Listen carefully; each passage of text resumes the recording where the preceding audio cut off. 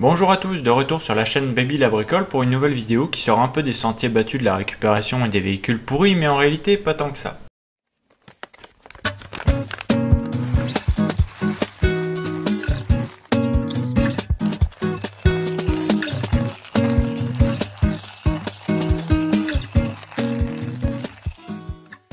Au vu du caractère très prolo de la chaîne, voire clairement pauvre, il faut le dire, je me suis dit qu'une vidéo parlant de budget pouvait être un peu utile, surtout pour ceux qui se demandent comment c'est possible d'acheter autant de merde et ne pas finir sur un morceau de carton dans la rue. J'ai vu beaucoup d'émissions et autres bulletins d'informations parlant de familles ayant du mal à boucler leur fin de mois, cependant quand je regarde la manière dont ils vivent et où ils vivent, honnêtement de nombreux soucis m'apparaissent tout de suite.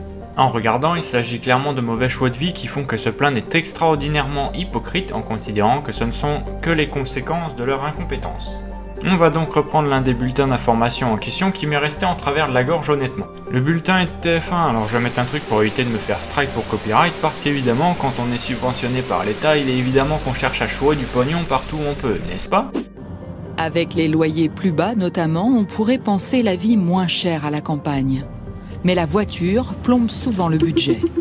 Donc voilà, dans les premières images, il n'y a absolument rien qui vous choque, je vous laisse réfléchir. Un indice, comparez les voitures dans lesquelles je roule et celles qui sont présentes sur cette image. Maintenant, n'avez-vous pas déjà une petite idée d'où il serait possible de récupérer de l'argent? Juste un petit peu s'ils avaient fait des choix différents. Maintenant, je vais laisser tourner la vidéo tranquillement et on va continuer après. Alexandre, ouvrier en intérim, rentre de l'usine. Dans son couple, chacun a besoin d'un véhicule. Sa femme Marie est assistante maternelle. Elle a 2 enfants d'une première union. Même avec 2 SMIC, ils ont régulièrement du mal à boucler les fins de mois. Autre problème que je vois, regardez les meubles, regardez la table et le buffet en arrière-plan. Tout est étrangement neuf, n'est-ce pas fort suspect comme on dit. Pour une famille qui se dit ayant du mal à boucler les fins de mois, c'est plutôt drôle à mon goût en prenant en considération qu'un seul des meubles neufs pourrait sûrement acheter une de mes Xantia, 300 et 150 € respectivement pour les prix d'achat. Le canapé est également neuf, au vu de l'état, hein, ça c'est d'après ce qu'on voit sur la vidéo de toute façon.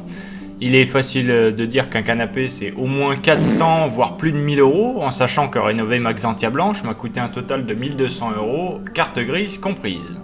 N'aurait-on donc pas affaire à un niveau d'hypocrisie over 9000? Mes parents quand ils ont emménagé dans leur maison neuve il y a de ça bientôt 25 ans, croyez-moi qu'on n'avait aucun meuble neuf. Quand je me suis installé dans mon premier logement et même dans mon actuel, je n'ai quasiment jamais eu de meuble neuf. Les seuls meubles neufs que j'ai achetés jusqu'à présent, c'est un dressing très bas de gamme, tout premier prix en promo et 3 bibliothèques Ikea pour un total de 300 € à peine. Et encore, c'est parce que j'avais un gros excédent d'argent à ce moment-là. Quand on commence à avoir un loyer à 800 €, quand on commence à avoir un crédit voiture, etc.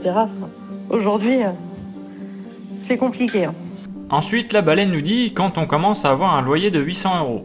800 €? Vous avez vu la baraque? 800 € ce n'est pas cher en considérant les loyers actuels.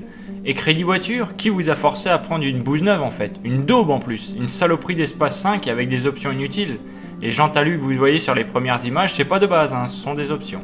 Vous auriez acheté un Picasso de 2003, c'est tout pareil, ou un espace 4 d'occasion, c'était de la merde tout autant caressant, mais vous auriez pas de crédit voiture. Honnêtement, c'est ça l'énorme souci des Mongols de français actuels, ils vivent complètement au-dessus de leurs moyens.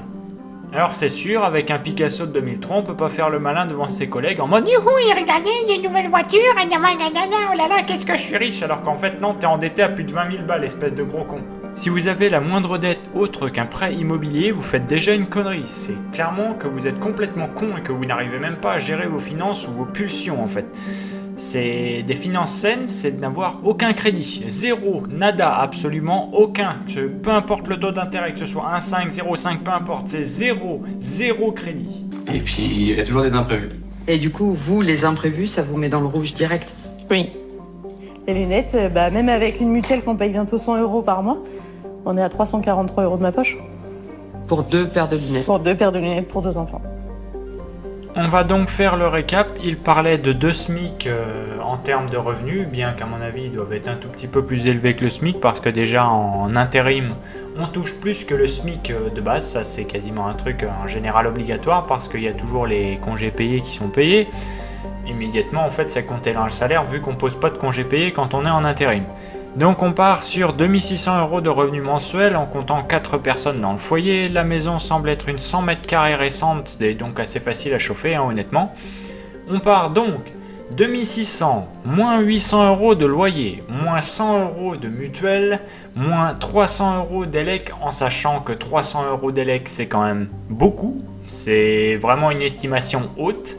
Ensuite la flotte, je mets 60 € d'eau, en sachant que c'est également une estimation haute. Pour les courses, on va partir sur 500, en sachant que c'est également une estimation haute, basée sur mes propres consommations, en sachant que moi je prends quand même beaucoup de produits de qualité, je cuisine quand même pas mal, mine de rien. Donc voilà, on va mettre 500 € par mois. Ensuite, 20 € d'assurance de logement, ce qui est également très élevé, parce que ça, les assurances logement, on a ça à 10 balles, hein, honnêtement. Ensuite, assurance voiture, en sachant que voilà, on va partir également sur une estimation haute, 80 balles. Sur les assurances, enfin sur le gazout, on va partir sur 200 €. Encore une fois, c'est beaucoup par mois.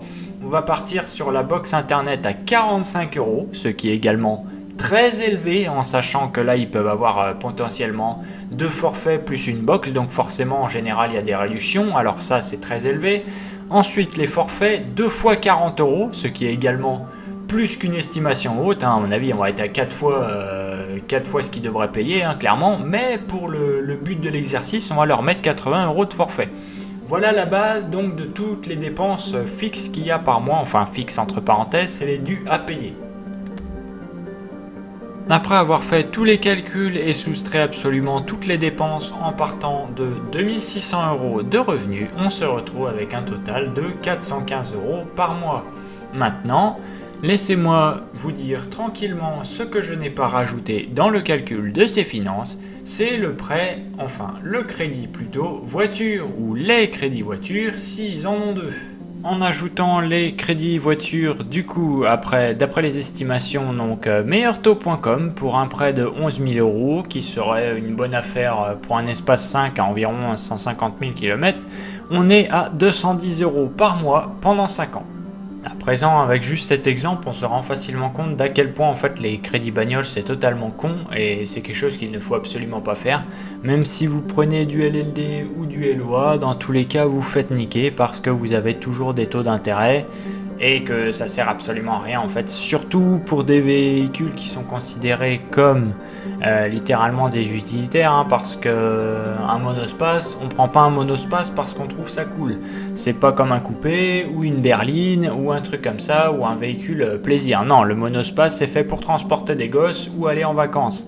Et là, il n'y a absolument aucun intérêt en fait de mettre autant d'argent dans une voiture qui dans tous les cas est inconsommable.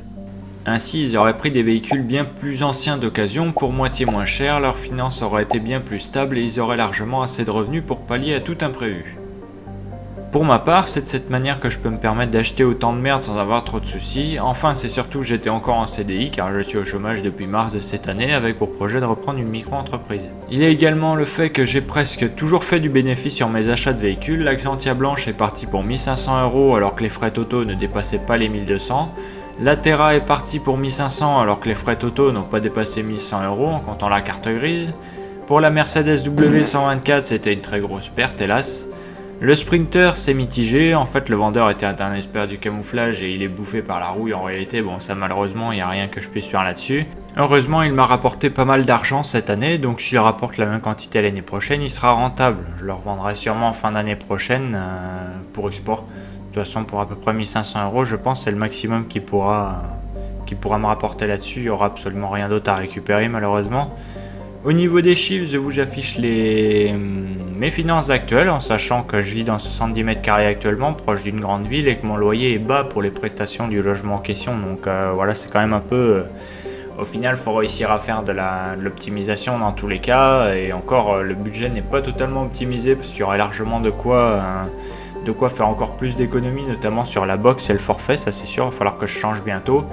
Et voilà quoi, sinon on va rester vraiment sur les minimums possibles pour vivre de manière confortable quoi. Au final, avec de l'optimisation et de meilleurs choix de vie ainsi qu'une approche conservationniste sur l'argent, cette famille pourrait sans problème vivre sans le moindre souci financier. Quand on voit qu'ils sont tous les deux en surpoids, il est facile d'estimer que les McDo doivent être enfilés comme des bonbons pendant un séjour chez mamie. Dans le cas où vous auriez du mal à gérer vos finances, il est possible de me contacter via l'adresse mail avecentrain@gmail.com. En revanche, il y a de grandes chances que je fasse d'énormes coupes budgétaires. L'argent et les emprunts ne sont pas des choses qu'il faut prendre à la légère car un emprunt de trop peut rapidement vous mettre sur la paille et donc dans la rue. Cette vidéo se termine ici, n'hésitez pas à vous abonner si vous voulez voir plus de contenu et de poubelles, je n'ai pas arrêté, aucune inquiétude là-dessus. Au revoir.